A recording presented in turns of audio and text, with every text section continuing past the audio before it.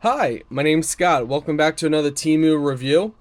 Today we're playing a game with you guys. I want you to pause the video and leave a comment on how much you think we paid for this. And would you pay the price for it? This is a little gnome and it's got beans or something on the bottom to keep it, staying upright. You can bend the hat however you want. So if you want to bend the hat, you can bend the hat. I think it's cute. The arm, so this arm moves freely. This arm looks like it's locked in place to hold these bats.